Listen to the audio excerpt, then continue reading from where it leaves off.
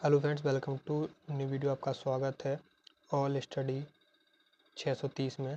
तो आज हम आपके लिए लेकर आए हैं यहाँ पर सिद्ध कीजिए। यहाँ पर सवाल दे रखा है आपको, सिद्ध कीजिए कि √2 एक अपरिमेय संख्या है। तो अपरिमेय संख्या कोई भी हो, √2, √2 + 3। तो आपको जैसा जैसा मैं बता रहा हूँ बिल्कुल आपको ये रट लेना है। ये आपका 5 नंबर का टॉपिक होता है जो कि आपको मोस्ट इम्पोर्टेंट में याद रखना है, ठीक है।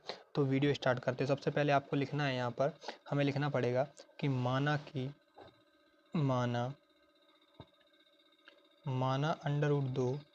√2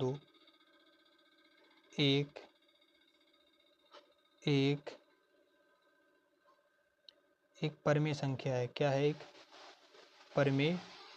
परिमेय संख्या है, ठीक है। परिमेय संख्या है, ठीक। √2 एक परिमेय संख्या है, ठीक।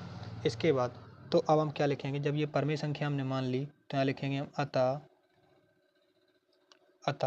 √2 P व Q के रूप में लिख सकते हैं। P/Q किसके रूप में लिख सकते हैं? P/Q के रूप में, जहाँ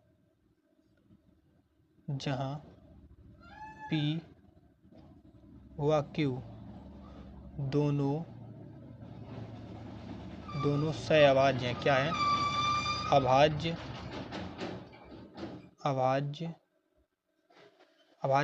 धन पूर्णांक है। क्या है? अभाज्य धन पूर्णांक, ठीक है। अभाज्य धन पूर्णांक है। क्या है? धन पूर्णांक है, ठीक है। और इसकी एक कंडीशन और है। कंडीशन नंबर ये है कि ये मान के चलो, यहाँ पर कंडीशन मैं यहाँ लिख दे रहा हूँ। इसकी कंडीशन ये है P व Q, अरे यार क्या लिख जाता है यार, P व Q does not equal to 0, ठीक है। ये आपको याद रखना है, क्योंकि P व Q इक्वल 0 नहीं होंगे। क्यों नहीं होंगे वो मैं अभी आपको बताऊंगा, ठीक है। अब इसके बाद आपको क्या लिखना है? अब इसका लिखना है यहाँ पर, जब ये P व Q दोनों हमने लिख लिए यहाँ पर इसको, तब आपको यहाँ पर लिखना है, आपको P बराबर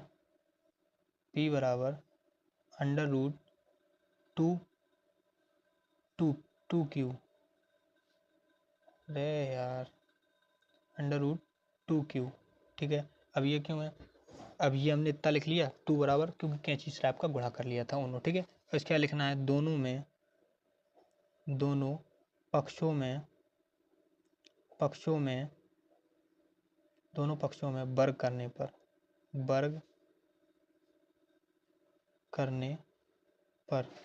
जब दोनों पक्षों में वर्ग कर देंगे तो यहाँ पर क्या आएगा? देखिए, वर्ग करने पर हमें क्या मिलेगा? वर्ग करने पर मिलेगा यहाँ पर बराबर में P² बराबर में 2, क्योंकि अंडर रूट कट जाएगा, और Q², ठीक है। तो जब ये वर्ग करने पर ये आया, तो अब ये इसका फाइनल क्या निकलेगा कि वर्ग करने पर क्या आया। तो देखिए, जब P² 2 से P²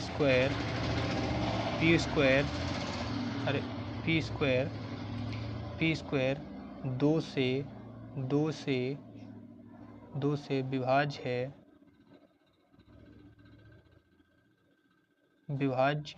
है। जब P² 2 से विभाज्य है तो यहाँ पर लिखेंगे हम अतः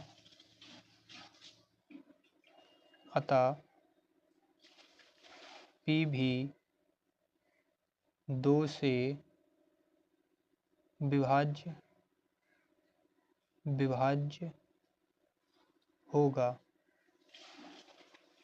नहीं होगा? होगा, बिल्कुल होगा। तो जब ये 2 P से ये 2 विभाज्य होगा तो हमें यह पता चलता है कि अब हम समीकरण दूसरा बनाएंगे। क्या बनाएंगे?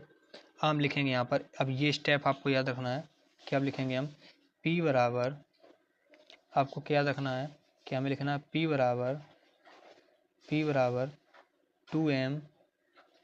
2m, जहाँ m कोई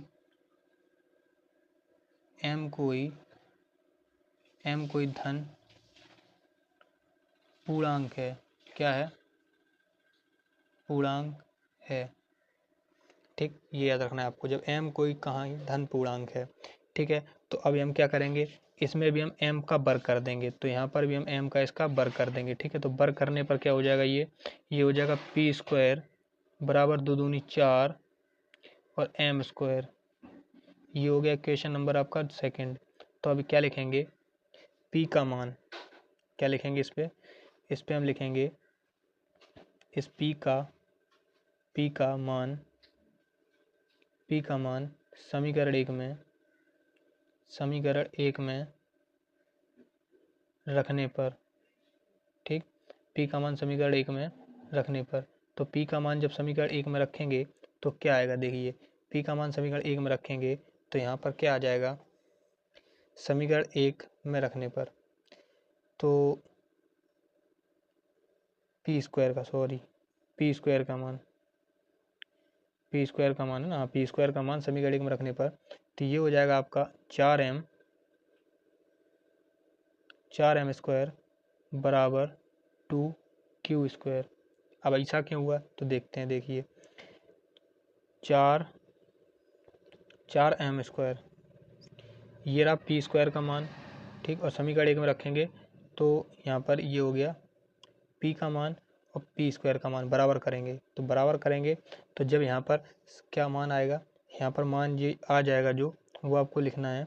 देखिए 2 से 2 बार तो ये कट गया। ठीक, तो यहाँ बचेगा 2m² बराबर q²। ठीक, ये हो गया क्वेश्चन नंबर आपका थर्ड। ये जब इस क्वेश्चन नंबर थर्ड हो गया तब आप यहाँ पर लिखोगे कि जब देखिए ये m हमने लिया था p का और q भी लिया था उसका, तो जब p 2 से विभाज्य है तो अब ये देखो q² 2 से विभाज्य है, यहाँ पर दिखाई दे रहा है q 2 से विभाज्य है, हमने इसलिए किया था ये कि। ठीक है, तो हम क्या लिखेंगे यहाँ पर, q² 2 से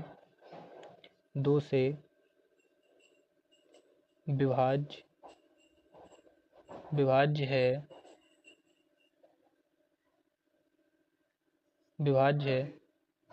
q² 2 से विभाज्य है, अतः q भी 2 से विभाज्य होगा। ठीक, विभाज्य होगा, जब q भी 2 से विभाज्य होगा तो यहाँ पर हम फाइनली आंसर क्या लिखेंगे, आंसर हम लिखेंगे यहाँ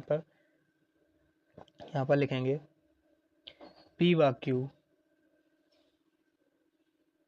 q दोनों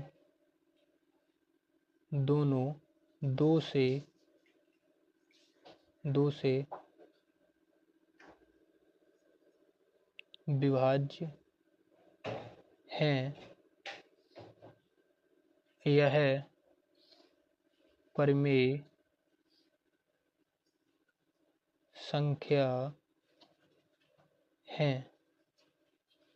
ठीक है, ये परिमेय संख्या नहीं है, परिमेय संख्या नहीं है।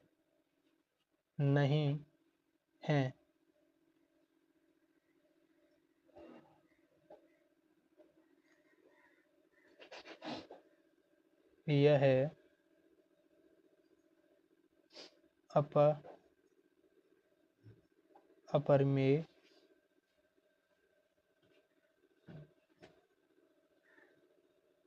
अपरिमेय संख्या है, यही हमें सिद्ध करना था। ठीक है, तो हमने देखिए बहुत आसान तरीके से सिद्ध किया है, आप देख सकते हैं यहाँ पर, समझते हैं क्या क्या किया था। देखिए हमने माना था सबसे पहले यहाँ पर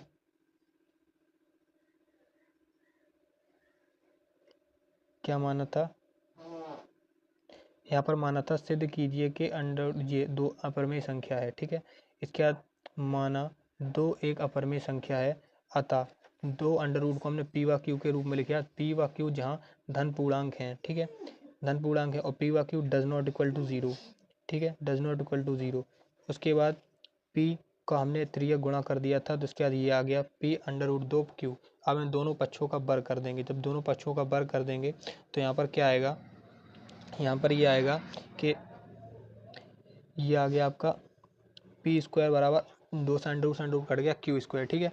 अब जब हमें पता चल रहा है कि पी स्क्वायर 2 से विभाज्य है तो अतः पी भी 2 से विभाज्य होगा, बिल्कुल होगा। तो हमें क्या करना है, 2 से पी व क्यू विभाज्य निकालना है। तो विभाज्य निकालने के लिए हमने क्या फिर से किया, हमने किया कि पी बराबर 2m।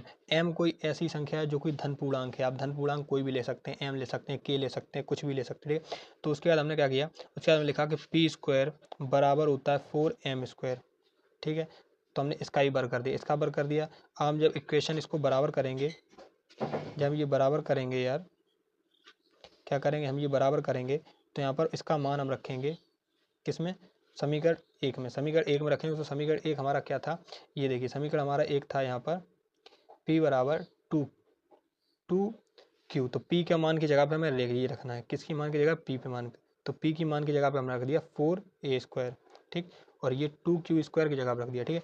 तो ये 2 भी q से विभाज्य निकल आया। क्या निकल आया, ये q जो था वो भी 2 से विभाज्य निकल आया। तो हमने लिखा q 2 से विभाज्य है, q स्क्वायर, तो q भी 2 से विभाज्य होगा। जब q भी 2 से विभाज्य आ गया तो हमें पता चल गया जब दोनों चीज़ किसी से विभाज्य हो जाए तो वो हमेशा अपरिमेय संख्या होती है। परमेय संख्या केवल एक से ही एक बार विभाज्य होती है, दोनों संख्याएं विभाज्य नहीं होगी दोनों से, ठीक है।